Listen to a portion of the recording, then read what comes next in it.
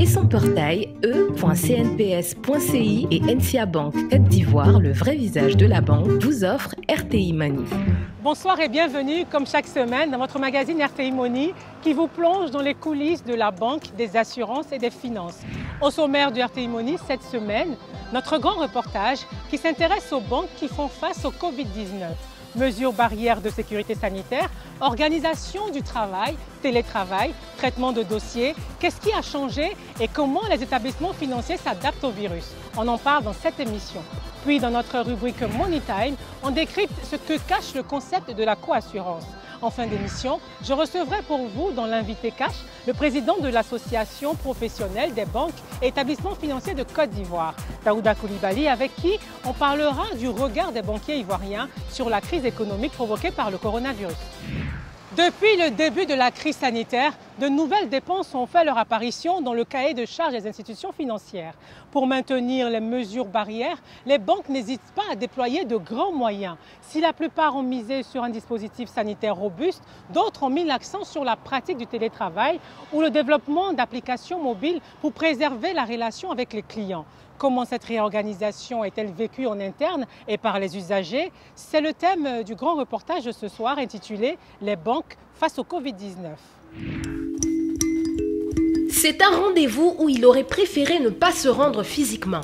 Mais aujourd'hui, Aboubacar n'a pas d'autre choix que d'aller à sa banque rencontrer son gestionnaire de compte. Depuis le début de la crise, le jeune homme évite les déplacements et il a réduit sa vie sociale pour minimiser les risques d'être infecté par le coronavirus. Compte tenu de la situation, de la crise sanitaire, compte tenu de toutes les rumeurs qui circulent, j'ai préféré m'enfermer chez moi et vraiment respecter les mesures barrières du mieux que je pouvais. Je me vois contraint de me rendre à ma banque tout simplement parce que j'avais adressé un courrier de demande de report d'échéance pour le paiement de mon crédit que j'avais contracté. Donc je me vois obligé de me rendre à l'agence en fait pour entrer en contact avec mon gestionnaire de portefeuille pour pouvoir en parler dans de plus amples détails. Au chômage technique depuis le début de la pandémie, Aboubacar a contracté un crédit à la consommation pour faire face à la baisse de ses revenus. Pour recevoir le public en pleine crise sanitaire, cette agence, comme tant d'autres banques, a dû adapter l'accueil des clients. Bonsoir monsieur. Bonsoir, comment ça va? Merci beaucoup. Lavage des mains, port du masque obligatoire, distanciation sociale, des mesures sanitaires désormais obligatoires dans cette microfinance. Pas vraiment de quoi déranger Aboubacar. Compte tenu de la crise sanitaire qu'on vit, il y a des contraintes qu'on se voit obligé de respecter pour pouvoir justement nous protéger nous, mais au-delà de nous protéger également les autres, nos proches, etc.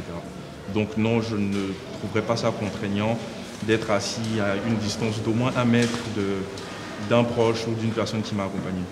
C'est pas bien. Vous pouvez monter, vous connaissez son bureau? Oui. D'accord. Allez. Merci beaucoup. Aboubacar se dirige vers le bureau de son gestionnaire de compte pour évoquer le remboursement du crédit de 600 000 francs CFA qu'il a contracté. Bonjour Monsieur Fadiga, comment vous allez? Je vais très bien et vous? Ça va bien, merci. Il y a quelques semaines, je vous avais appelé pour vous parler d'un report des échéances de remboursement de crédit. Ah, d'accord. Vous auriez pu ne pas vous déplacer, je vais juste appeler. Je vous aurais fait parvenir par mail. Désormais, les gestionnaires doivent éviter que les clients ne soient obligés de venir à la banque.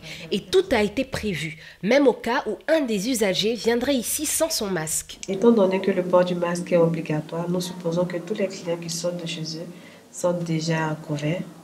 Mais néanmoins, s'ils viennent qu'ils ont oublié le masque, soit dans le taxi ou quelque part, avec le stock disponible, on essaie de donner quelques masques à des clients qui auraient oublié. En ces temps de Covid-19, les établissements comme celui-ci ne veulent surtout prendre aucun risque. Des banques qui vivent dans la hantise de l'éventuelle découverte d'une contamination dans une agence, ce qui provoquerait sa fermeture et un préjudice d'image. D'où la mobilisation générale à l'état-major de cette banque. Bonjour tout le monde.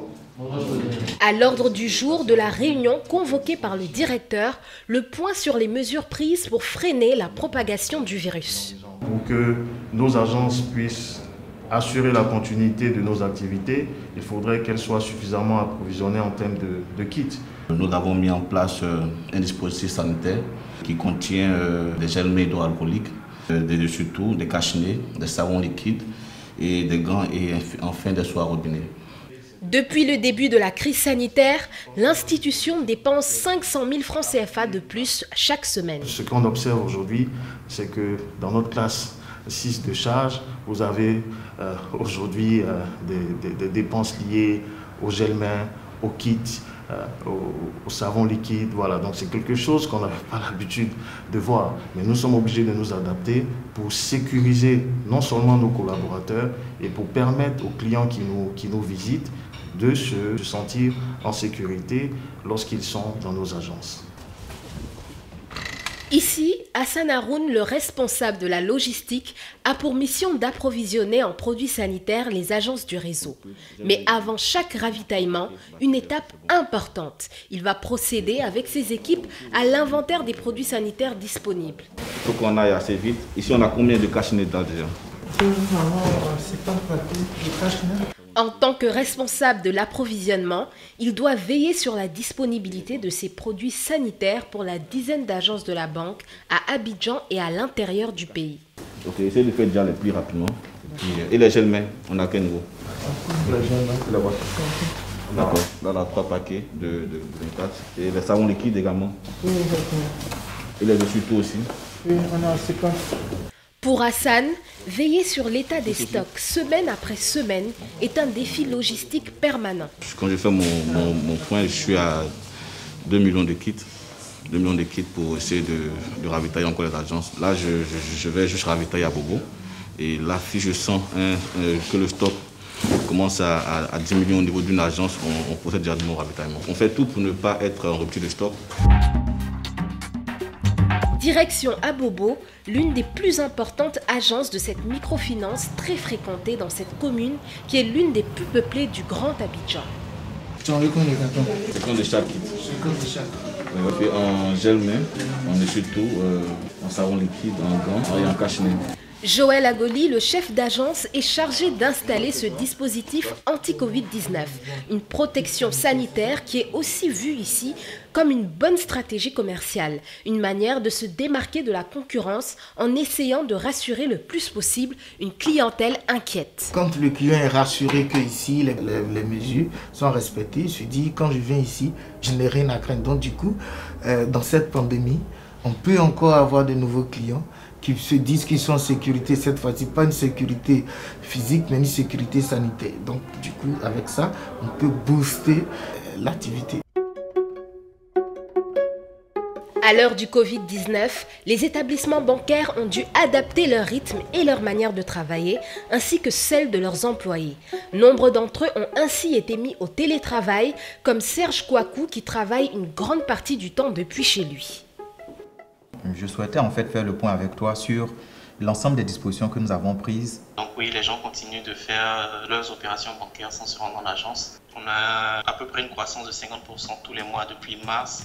Serge est le directeur de la clientèle de la filiale ivoirienne d'un des grands établissements bancaires du continent. Depuis le début de la crise, il multiplie les visioconférences comme celle-ci avec ses collaborateurs. Un travail à distance inimaginable il y a encore quelques mois, mais qui s'est répandu dans le secteur bancaire. De quoi booster la productivité des salariés. Aujourd'hui, ce n'est un secret pour personne que de dire que nous perdons énormément de temps dans les trafics. Que ce soit pour aller de la maison au bureau ou vice-versa, ou pour aller tout simplement faire des rencontres avec des clients. Aujourd'hui, tout le monde s'est habitué et s'accommode du fait qu'on puisse faire des conférences téléphoniques à distance, des visios, et donc cela permet aujourd'hui de gagner en temps et en productivité. Pour l'équipe que je pilote, je pense qu'aujourd'hui on peut estimer ce gain de productivité autour de 20%. Pour une entreprise, lorsque vous avez les collaborateurs qui sont plus productifs, ça veut dire qu'ils sont capables de faire plus de choses en peu de temps. Okay, donc ça, naturellement, c'est quelque chose dont l'entreprise bénéficie de façon immédiate. Et qui fait donc qu'on peut aujourd'hui, je pense, aller à contre-courant de la tendance économique qui est baissière et donc maintenir les activités à flot. De l'autre côté de l'écran, Wilfried, le collaborateur de Serge, se trouve à son poste à la banque. Lui n'est pas en télétravail, mais 60% de l'effectif du bureau est absent. L'établissement a mis en place un système de rotation qui permet aux employés de se relayer toutes les 2 semaines. Ce jour-là, Serge Kouakou a délaissé le télétravail pour se rendre physiquement au siège de la banque. Pour s'adapter à la crise sanitaire, les établissements comme le sien multiplient les stratégies pour éviter à la fois les contacts physiques et la manipulation des espèces et du cash. Je vais donc utiliser le code qui est ici. Je vais maintenant rentrer mon code. Saisissez votre code de retrait. Je valide. Serge est venu tester cette application mobile numérique dont le développement a été accéléré pendant la crise pour permettre aux clients de retirer de l'argent sans carte bancaire. Le fait de ne pas avoir de carte peut permettre de réduire les contacts, mais globalement, on démocratise l'accès de paiement sans contact, comme par exemple le fait de pouvoir payer chez n'importe quel marchand qui disposerait d'un QR code, donc on paye là aussi sans toucher. Donc, véritablement, il s'agit d'innovation mise en place pour pouvoir soutenir les populations durant cette crise. La digitalisation, une priorité pour les banques face au Covid-19. Dans cet établissement du quartier des affaires du Plateau, Sidouane Kanga dirige le département chargé des innovations digitales. Dès le début de la pandémie, son équipe a développé une application pour effectuer des transactions bancaires, mais qui fonctionne aussi comme un porte-monnaie électronique. On peut faire des virements de compte à compte, des virements interbancaires. Si on a un dépôt à terme aussi, on a la possibilité de consulter ça. Aussi, vous avez un aspect très intéressant. C'est une plateforme qu'on vous met à disposition. Ça s'appelle la Tontine. Avec cette période de Covid, plus besoin de vous déplacer pour aller encaisser de l'argent, pour remettre de l'argent à une tierce personne. À partir de la plateforme Tontine, vous pouvez faire votre Tontine. Bonjour tout le monde. Bonjour. Comment vous allez ce matin? On va reprendre encore nos appels. Vous savez que pour les clients, pour la plupart, ils sont confinés. Donc, c'est à nous de partir vers eux pour les inciter à télécharger notre application. D'accord? Dans ce centre d'appel, l'équipe de Sidouane a été renforcée pour entretenir la relation client en ces temps de Covid-19. Objectif, convaincre les clients de basculer dans le digital et de télécharger l'application. J'aimerais savoir, arrivez-vous à consulter votre compte via l'application déjà? 3 fois, disons, j'ai bien consulté mon solde. D'accord. Vous avez des préoccupations? Aujourd'hui, si je veux lui transférer de l'argent à partir du wallet, combien est-ce que je paye? Ah, madame, mais c'est gratuit. Depuis le début de la crise, les souscriptions ont augmenté parce qu'on va dire qu'au départ, les clients étaient assez sceptiques. Ils n'étaient pas trop familiers au monde du digital et tout, ils étaient très sceptiques. Mais désormais, vu que c'est l'option qui est proposée aux clients, donc ils ont la possibilité de rester chez eux et quand même de faire leurs transactions. On a beaucoup plus de transactions dans l'application que physiquement, on va dire, au siège de la banque. Mesures sanitaires strictes, limitation du contact physique au minimum, développement du digital et de la banque en ligne, autant de changements induits par la crise sanitaire. Une révolution dans les relations entre banques et usagers qui est appelée à marquer durablement le secteur bancaire, même après la fin de la pandémie du Covid-19.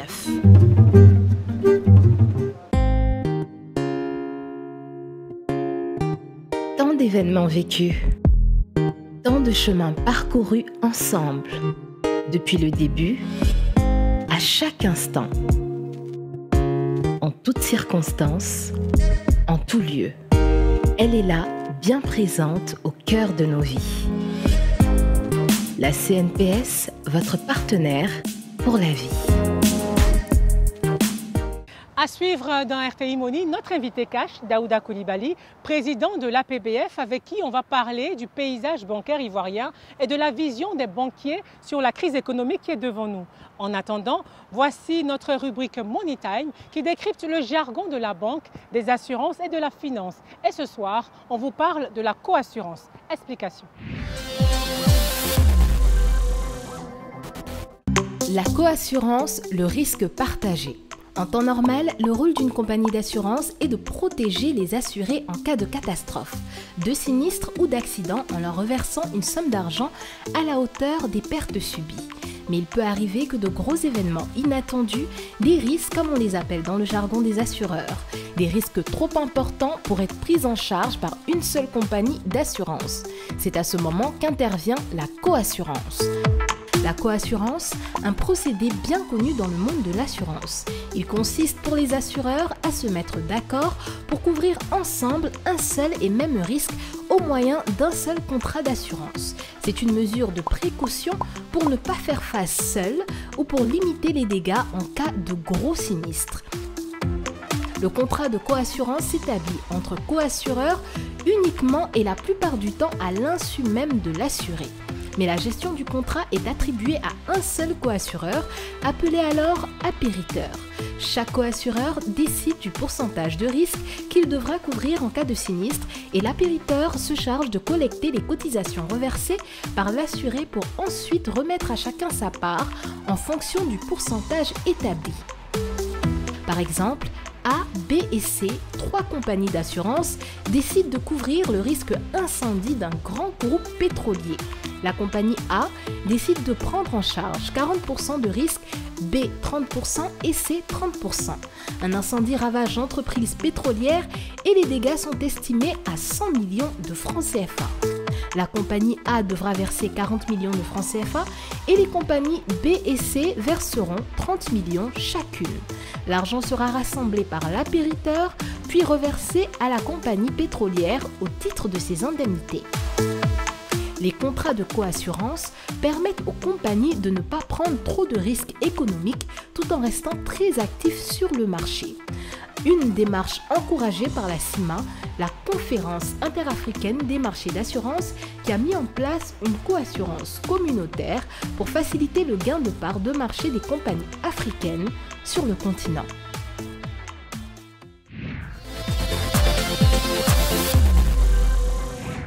Directeur général de la Société ivoirienne de banque, l'invité cash de ce soir est le tout nouveau président depuis décembre 2019 de l'APBF, l'Association professionnelle des banques et établissements financiers de Côte d'Ivoire. Daouda Coulibaly, bonsoir.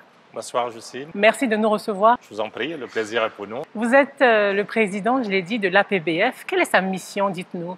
Le rôle de l'APB, c'est de défendre les intérêts des banques.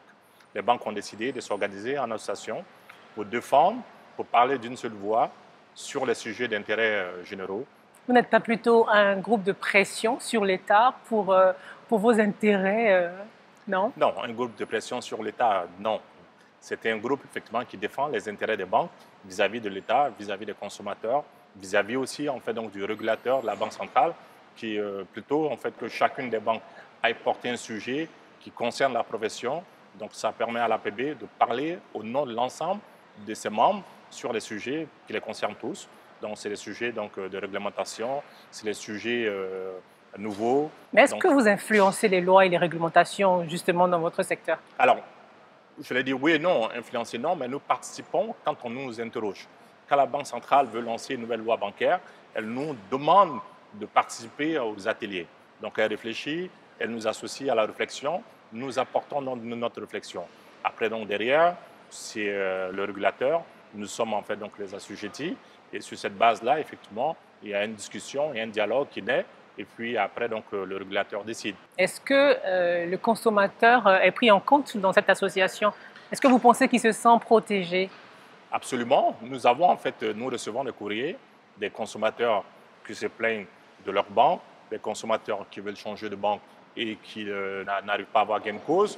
Nous organisons aussi, si vous avez bonne mémoire, ce qu'on appelle la journée de banquier, où nous invitons donc les consommateurs, donc nos clients, mais aussi nos potentiels clients, à venir discuter avec nous sur ce que nous faisons, comment nous le faisons, pourquoi nous le faisons, et en fait, finalement, nous sommes à leur disposition, leur dire en fait que nous sommes là pour les accompagner sur leurs projets et comment on peut les accompagner. Parlons de la Covid-19 que nous subissons tous. Concrètement, le dispositif d'accompagnement que la Banque centrale a mis en place pour le consommateur, on en parle? D'abord, donc, un certain nombre de services qui ont été gratuits, le retrait au guichet bancaire pour éviter effectivement qu'il y ait des contacts par rapport à la manipulation exactement donc, de l'espèce. Il y a aussi sur tout ce qui est virement, donc nous avons appliqué un demi-tarif pendant une période. Tout ce qui est en fait une commission commerçant, donc quand vous payez avec une carte bancaire, pour encourager donc, les commerçants à utiliser les terminaux de paiement. Nous avons fait aussi donc, demi-tarifs. Donc il y a un certain nombre de mesures comme ça, sur lesquelles on a très peu communiqué, mais qui ont été très rapidement mises en place par le système bancaire avec l'appui de la Banque centrale. Et pour ceux qui avaient des crédits déjà en cours? Et ceux qui ont les crédits, donc c'est l'avis numéro 5 de la Banque centrale qui demande en fait un report des échéances parce qu'effectivement, pendant cette période donc, notamment de confinement, il y a eu très peu d'activités. Et donc aujourd'hui, c'est des dispositions que la banque applique, donc un report de 3 mois renouvelable une seule fois. J'aimerais maintenant qu'on parle de l'image de la banque. J'ose croire que vous entendez les critiques. Oui. La banque ne prête pas de l'argent. Alors, oui, on peut toujours, en fait, la critique est bonne parce que c'est elle qui permet de s'améliorer. Après, il faut voir comment on voit le verre. Est-ce qu'il est à moitié vide ou à moitié plein? Mais on le voit plutôt à moitié plein parce que des efforts ont été faits et nous continuons de faire des efforts. Est-ce que vous financez les PME, les entreprises? Est-ce que votre regard a changé sur ces entreprises-là? Alors, je ne voulais pas être technique ou donner des chiffres, comme vous insistez. On aime bien les chiffres à RTI Money. Alors, il faut dire en fait qu'entre décembre 2018 et décembre 2019, les taux de crédit sur la place de la Côte d'Ivoire ont progressé de 10%. On est passé de 7 000 milliards à 7 748 milliards. Donc, il y a quand même 748 milliards de nouveaux crédits qui ont été mis en place en une année, malgré les tombées des autres. Donc, en réalité, il y a eu plus de crédits qui ont été mis en place. À qui? Les grosses entreprises? À l'ensemble des agents économiques, que ce soit les particuliers, les PME, les grandes entreprises et aussi donc les entreprises étatiques. J'aimerais qu'on parle à présent des frais, oui. Des frais bancaires. On en a tellement, on ne comprend pas souvent. Oui. À quoi ça sert les frais bancaires? Nous vendons des cartes bancaires, nous vendons des produits télématiques, nous faisons des transferts pour des gens qui veulent faire des paiements à l'étranger, nous donnons des cautions pour des gens qui ont besoin de postuler à des marchés. Nous réalisons un certain nombre de services qui, eux, en fait, sont vendus. C'est tout ça qui rentre dans les frais bancaires. Est-ce qu'il y a un taux, on va dire, légal de frais qu'il ne faut pas dépasser? Alors, pour éviter les abus? La Banque centrale nous fait obligation d'afficher les conditions de banque dans chacun de nos établissements. Donc, quand vous rentrez dans la banque, vous avez en fait affiché et nous fait aussi l'obligation de les publier dans un journal officiel parce que c'est une obligation. Et le client, effectivement, il peut demander qu'on la lui envoie, qu'on la lui donne. Daouda Coulibaly, on va profiter de l'occasion oui. pour parler de l'épineuse question du franc CFA. Oui. Est-ce que, selon vous, c'est un atout, c'est une faiblesse? Ce que je peux dire donc, très rapidement, sans que ce ne soit en fait une parole d'évangile, c'est que le CFA a quand même assuré une stabilité au pays de la zone, et ça, c'est quand même quelque chose d'important. Si vous allez en fait dans certains pays, vous avez un taux d'inflation qui est au-delà en fait des 10%, parfois des 20%. Donc, c'est-à-dire, en fait, votre salaire, aujourd'hui, vous l'avez. Vous achetez un sac de riz, je dis n'importe quoi, à 20 000. Demain, vous avez toujours le même salaire, mais votre sac de riz, il a augmenté de 25 000 parce qu'il y a de l'inflation qui s'est ajoutée. Et les crédits sont au-delà des crédits de la zone, parfois au-delà, en fait, qui approchent donc les 20%. Donc, c'est très difficile, en fait, donc, dans certains pays qui n'ont pas eu cette stabilité-là, de faire des économies, de faire vraiment du business. Et quand vous arrivez dans ces pays-là, en général, les hommes d'affaires parlent plutôt en devises, en euros ou en dollars. Donc, je pense que le CFA a entraîné en fait une certaine stabilité économique. Après, oui, il y a toujours des choses à réformer. Il y a toujours des choses à améliorer. Et donc, je pense que c'est dans cette dynamique-là que les pays sont. Et on espère qu'elle aboutira très rapidement. Un conseil aux usagers de banque par ces temps difficiles? Alors, on dit toujours un bon manager, les crises, c'est toujours des moments de rupture. C'est toujours des moments où il faut se remettre en question, se poser les bonnes questions et voir en fait comment on avance et comment on s'adapte au nouveau monde. Il y a des opportunités donc à saisir. Parfois, on se laisse conduire dans un long fleuve tranquille. Ces ruptures-là nous permettent de nous dire la vie n'est pas forcément un long fleuve tranquille. Préparons-nous au prochain choc. Et quel sera le prochain choc? C'est toute la question qu'on doit commencer à se poser. Daouda Coulibaly, merci d'avoir répondu aux questions de RTI Money. RTI Money, c'est à présent terminé. Merci de l'avoir suivi. Rendez-vous mercredi prochain. Bonsoir. La CNPS et son portail e.cnps.ci et NCA Bank Côte d'Ivoire, le vrai visage de la banque, vous ont offert RTI Money.